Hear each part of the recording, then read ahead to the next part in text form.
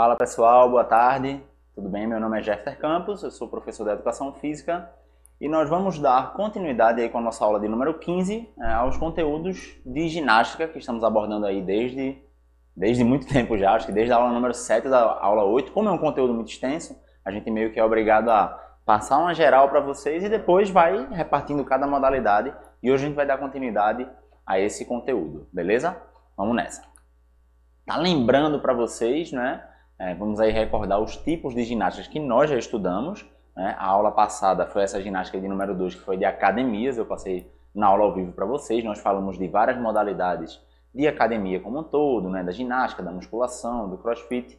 Já tínhamos falado também, né, da ginástica laboral, que é aquela ginástica que é aplicada nas empresas, né, em ambientes de trabalho, que tem uma função mais de prevenção de aparecimento de dores e de lesões do que, por exemplo, o condicionamento físico, não é voltado, isso já seria da academia, tá? Então a gente diferenciou bem uma da outra.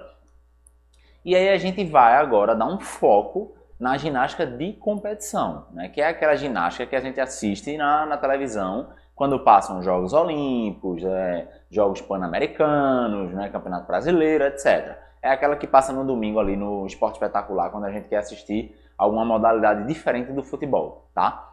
E aí, a gente falando dessa ginástica, que é a ginástica de competição, né? Ela é uma modalidade de ginástica como todas as outras, que visa o alto rendimento, o pódio e a alta performance do praticante. Ou seja, ninguém faz ginástica de competição para brincar, nem faz para se divertir. Faz para competir, faz ali para treinar, melhorar a performance física, né? Melhorar a performance esportiva com o objetivo de atingir o pódio, com o objetivo de ganhar medalha, com o objetivo de atingir um índice, de participar dos Jogos Olímpicos, por exemplo, que seria o auge, né, de todos os atletas, de todas as modalidades esportivas, né? Então, caracteriza-se como uma ginástica de competição aquelas que existe uma preocupação em ser o número 1 no esporte. Ou seja, quem faz porque quer ser o melhor do mundo, ser o melhor do bairro, ser o melhor da cidade, do país, enfim, de qualquer lugar que a pessoa resida. A gente treina para ser o melhor naquela modalidade, né? E conquistar, claro, medalhas e chegar à alta performance do atleta, né? Chegar ao ápice esportivo, quem sabe que seria os Jogos Olímpicos,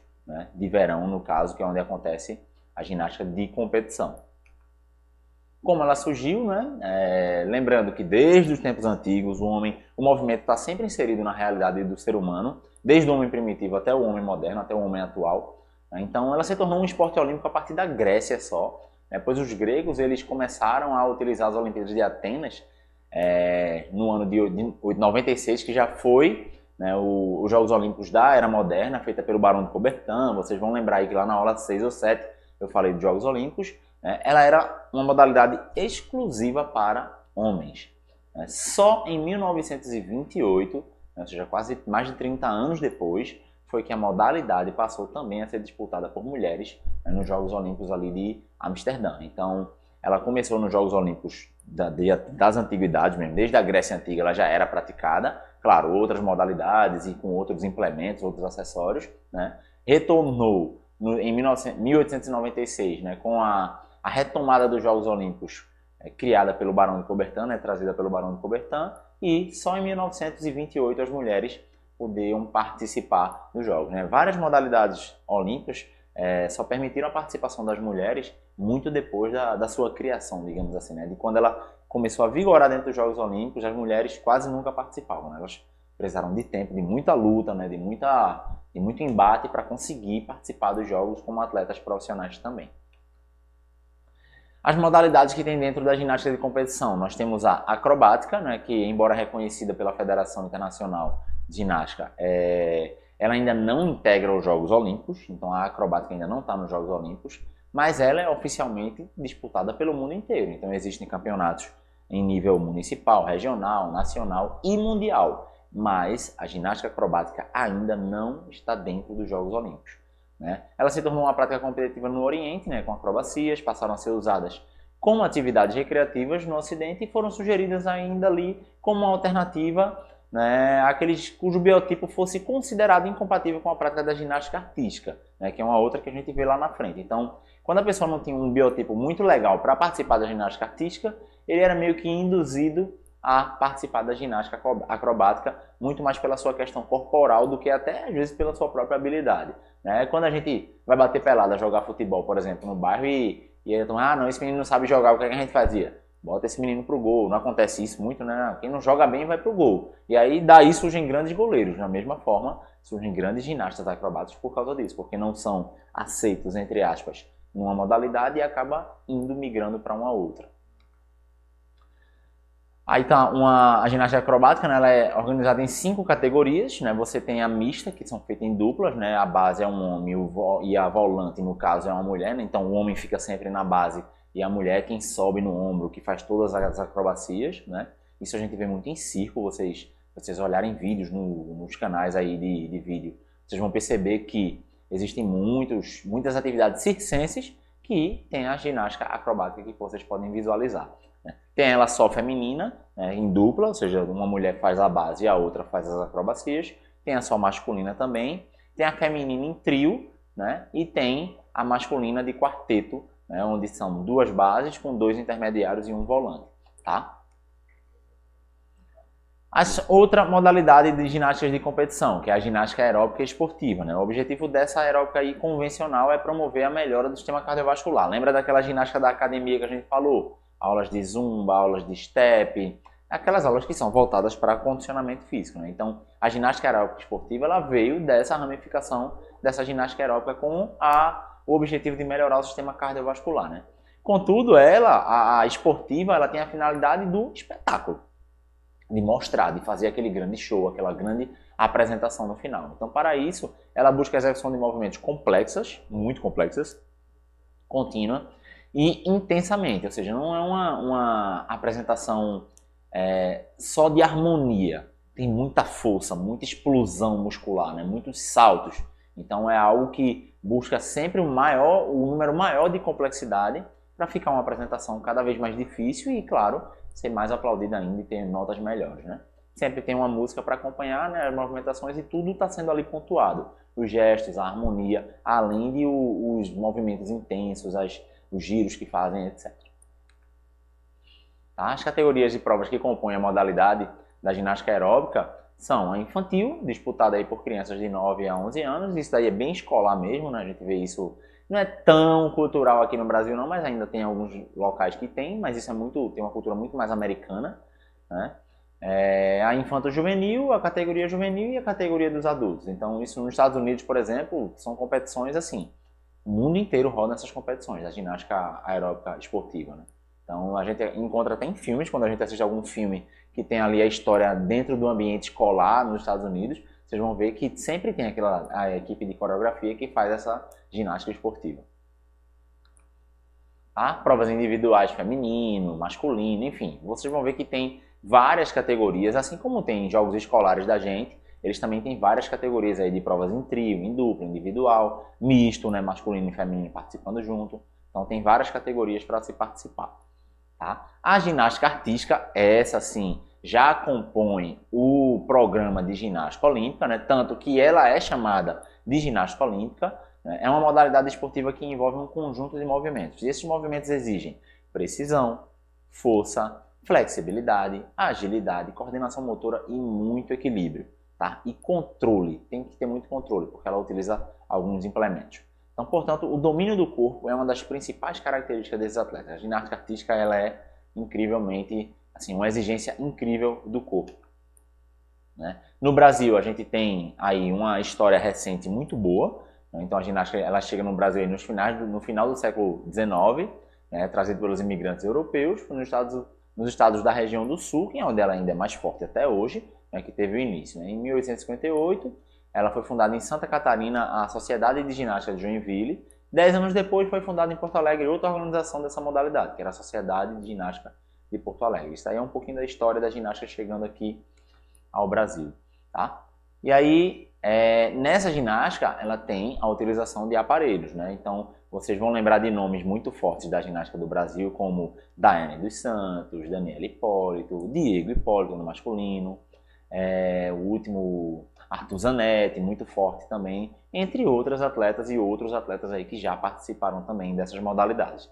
Então, além de movimentos no solo e saltos realizados pelos ginastas, a ginástica olímpica ela também reúne alguns aparelhos, né? E aí os aparelhos são diferentes do homem para a mulher. Então, no homem, os aparelhos que são utilizados para o homem é o cavalo com alça, as argolas, que na minha opinião é a modalidade mais difícil, que tem muita força mesmo, os homens têm que fazer nessa prova. As barras, a barra fixa, né, que as mulheres também têm, só que a delas não são bem paralelas feito essas. E as barras paralelas, que também é uma prova que exige muita força no masculino, além de, claro, a apresentação de solo. Né? A ginástica feminina, ela tem as barras assimétricas, né? A barra de equilíbrio, que é uma das mais difíceis, porque é um espaçozinho muito pequeno, não só para elas correrem e andarem, mas como elas fazem todos os movimentos em cima daquela barra, né? Sem poder cair. Se elas caírem ou desequilibrarem para frente ou para trás, elas vão perder ponto. O salto, tanto para a mulher como para o homem, né, acontece tanto no solo como os saltos sobre o cavalo, que a gente chama. Então, mediante uma corrida inicial e curta, os atletas desenvolvem o impulso necessário para dar um salto. Por fim, eles pousam com os pés no colchão. E aí, tudo aí é avaliado, desde o salto que eles realizam, dos movimentos que são realizados no ar, até a queda. A queda tem que ser com os dois pés no chão, paradinho, chapada. Não pode ser uma queda que você pisa no chão, depois cai para frente ou desequilibra para os lados, né? No solo, né, na prova de solo masculina, que não há música para acompanhar os movimentos, já na feminina você tem música, né? Isso aí é uma diferenciação que eu confesso a vocês que até a gente pesquisou, mas não conseguiu encontrar por quê. Para o homem não tem música e para a mulher tem música, né? Então é como se para o homem fosse só uma demonstração de força e para a mulher tem que demonstrar graciosidade, força, leveza, etc. A ginástica rítmica, né, que é um tipo de ginástica desenvolvido com movimentos corporais baseados nos elementos do balé e da dança do teatro, né, dança teatral, né, em uma mistura de arte, de criatividade, né, de capacidade física também, cuja execução é realizada em sincronia com a música. Tá? Chamada também de ginástica rítmica desportiva, que é muito conhecida como GRD, né, é a sigla dela. Ela foi reconhecida como modalidade esportiva feminina só em 1962, para vocês terem ideia, né? Foi quando foi criada a Federação Internacional, por ali. Então, portanto, as Olimpíadas e os campeonatos, apenas as mulheres participam da ginástica rítmica. Ela não tem essa modalidade para os homens, só as mulheres que participam. Né? E aí, olha a origem deles aí, ó, vem também de muito tempo, né? Os movimentos tradicionais, como a dança, o próprio movimento do balé é utilizado, né, da ginástica rítmica. Então, desde a Primeira Guerra Mundial, durante ali a década de 20, né, que isso chegou nas escolas de ginástica, mas não tinham regras definidas, era feito de qualquer jeito. Né? Então, a ginástica rítmica, ela, com a utilização dos aparelhos, ela foi denominada ginástica rítmica desportiva em 1975, não faz tanto tempo assim, um pouco mais de 40 anos. E aí, quase 10 anos depois, em 84, essa modalidade, realizada de forma individual, foi incluída nos Jogos Olímpicos de Los Angeles. Tá? Em 1996, passou a ser uma competição de categoria também coletiva. E esses são os implementos que são utilizados na ginástica rítmica, né, na GRD, né, que são os arcos, a bola, a massa, a fita e a corda. Né? Então são movimentos que utilizam esse implemento o tempo todo e cada detalhezinho ali está valendo ponto. Né? A bola que caiu no chão, na hora de pegar a corda desequilibrou um pouco. Então cada detalhe desse ali está valendo ponto e esse ponto ele pode ser o suficiente para você ser campeão olímpico, no caso campeã olímpica, né, que são as mulheres que participam, ou ficar, por exemplo, num quarto lugar e não conseguir nem a medalha de bronze. Então, cada detalhezinho desse é importante dentro da competição. Tem a ginástica de trampolim, que também não é tão tradicional para a gente, mas acontece muito, uma modalidade que a gente viu, por exemplo, na faculdade de forma prática, é muito divertida de participar. Então, ela mescla o esporte de acrobacia com o espetáculo, ou seja, é quase uma mistura da ginástica acrobática com a ginástica aeróbica competitiva. Ela faz uma mistura dos dois, né? Porque tem um trampolim para você fazer o salto. Né? Nesse esporte, o ginasta deve saltar e fazer várias acrobacias no ar. Né? O trampolim ele é uma cama elástica, a gente pode chamar ele de forma rústica, né? Uma cama elástica muito grande. E cada salto que você dá, você faz aí vários movimentos no ar. Né? E esses movimentos precisam ser esteticamente bem feitos, né? Cair com os dois pés ou cair exato numa posição exata, não ficar oscilando para os lados. E aí você vai, quanto mais tempo você permanece fazendo acrobacias, mais pontos você ganha. Foi criado aí no meados de 1930, como eu falei, não é tão tradicional aqui no Brasil, mas está fazendo ali parte também das modalidades de ginástica que são trabalhadas, que são treinadas, né, pelos atletas. E tem muita também relação com o circo. Se vocês olharem atividades circenses, se virem na internet vídeos de circo, vocês vão ver que a ginástica de acrobática de salto aí, ela também está muito presente nas atividades que são realizadas no circo, né? Alguns tipos de saltos no trampolim, né, que a gente chama, né, o salto Adolf, né, que é um salto mortal para frente com 3 piruetas e meia. Então, um salto mortal para trás, que é o back, o barani, que é o mortal para frente com meia volta. Então, isso a gente só conseguiria visualizar em vídeos, não dá para eu mostrar para vocês aqui. Né, o double full, que é um salto mortal com 2 piruetas, né, e o Miller, que é um duplo mortal com 3 piruetas. Então, são saltos onde o atleta tanto gira em torno do seu eixo, né, lateral, como gira em torno do seu eixo occipital, que é o de cima. Então você gira tanto para aqui como gira para as laterais, né? São os giros e as piruetas. Isso ele faz tudo no ar. Tá? E aí vem a atividade que eu vou deixar para vocês, uma atividade sugerida. Dentro desse conteúdo de ginástica, a gente vai falar sobre essas atividades para vocês, para que vocês vão amadurecendo aí esse conteúdo. É importante que vocês amadureçam bastante esse conteúdo de ginástica, tá? E porque a gente já está terminando esse conteúdo, né? Já vai entrar num período de avaliação, e essas atividades são literalmente para a gente refrescar um pouco tudo que está sendo passado do conteúdo de ginástica, tá certo? Então, vocês vão pesquisar, né, quais são as principais diferenças entre a ginástica laboral, de academia e de competição. Eu vou dar uma palhinha para vocês, então vão aí já anotando, pegando tudo que vocês têm aí de material das outras aulas para poder já conseguir fazer com mais facilidade essas atividades, né? E se você já vivenciou algum tipo de modalidade, essa resposta aí vai ser muito individual, né? Se você já teve uma vivência na sua escola. Mas, quando eu pergunto para vocês quais as principais diferenças entre a ginástica laboral, a de academia, de competição, é importante que vocês diferenciem exatamente, né? A laboral, quando a gente fala de ginástica laboral, vamos resgatar 2 aulas atrás.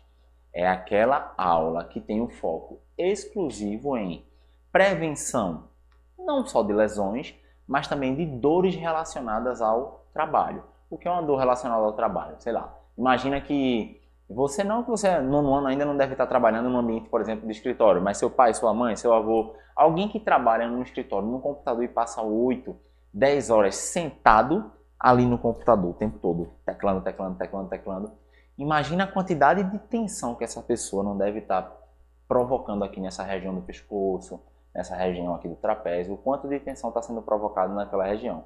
Então, a ginástica laboral, ela vem com o intuito de aumentar essa resistência muscular, essa resistência física mesmo, na perspectiva de prevenir lesões. Tá? Então, a gente por exemplo, tem várias formas, né, de trabalhar a ginástica laboral, mas o mais tradicional é que há tantos X minutos de trabalho, a pessoa pare por pelo menos 5 minutos para realizar movimentos. Então, exemplo, você trabalha 8 horas por dia sentado no computador, a cada 1 hora levantar, fazer alguns movimentos, movimentar os braços para trás, para frente, fazer alguns alongamentos, né? Isso não vai deixar você, não é a ginástica da academia, musculoso, né? Não, isso não vai fazer nada disso. Ela vai trabalhar uma prevenção de dores. Essas dores, ela pode começar com uma dorzinha no pescoço, você fica mexendo para um lado e para o outro, né? E não dá tanta importância. Aquilo depois pode virar, além de uma dorzinha no pescoço, uma dor de cabeça. Essa dor de cabeça pode se tornar uma dor crônica, você ter dor de cabeça todo dia, aí você começa a tomar remédio para passar essa dor de cabeça. E o remédio não começa a ajudar muito, não está mais fazendo tanto efeito. E no moral da história, você acaba desenvolvendo uma dor crônica. Então a ginástica laboral, ela vem para, não é curar também, né, mas para prevenir que você chegue num nível de estresse desse tão grande ao ponto de você ter uma lesão ou uma dor crônica que precisa de uma intervenção maior. Tá? Isso não é só para quem trabalha sentado no computador, não. Imagina alguém que trabalha em pé também o dia todo. Tem muita gente, o professor mesmo. O professor dá 3, 4, 5 aulas seguidas em pé, às vezes o professor tem muita dor nessa região lombar. Né? Principalmente aqueles que já apresentam algum histórico de problemas na coluna e são obrigados, pela questão do próprio trabalho, né, a logística do próprio trabalho, a passar 3, 4, 5 horas diretas, né, em pé dando aula e falando, né, e nem se movimenta tanto às vezes na sala, são aulas que o professor acaba ficando um pouco mais estático, e aí no fim do dia tá aquela dor na lombar, o professor tá lá mexendo a coluna para ver se encontra uma posição confortável para sentar, para deitar. A ginástica laboral, ela vai vir para prevenir isso também. Ela vai chegar ali e dizer, ó, durante o dia, vamos executar alguns movimentos, executar alguns exercícios, né, também, para a gente poder prevenir, te deixar com uma melhor postura, te deixar um pouco mais relaxado, para no fim do dia você não estar tão quebrado assim. Tá? Então, conscientiza isso aí. Ginástica laboral é aquela que vem numa perspectiva de prevenção, né, e melhoria da qualidade de vida das pessoas que estão no seu ambiente de trabalho. A de academia, que foi o da aula passada, né, atentem-se a isso, a de academia é aquela que tem aulas ou movimentos voltados exclusivamente para capacidade física. Você não vai para a academia, até você vai hoje para poder prevenir lesões, mas a ideia da academia é melhorar o seu padrão de, por exemplo, de percentual de gordura, é você ficar mais forte, é você emagrecer, né? É você melhorar a sua resistência, como por exemplo, eu quero correr agora 3 vezes na semana, então você vai na academia treinar, fazer exercícios para isso, mas também tem uma função de desopilar. A academia você também pode, enfim, utilizar as aulas para poder reduzir o seu estresse, né? Sorrir bastante, se divertir bastante. Isso tem uma relação direta com a redução do estresse também.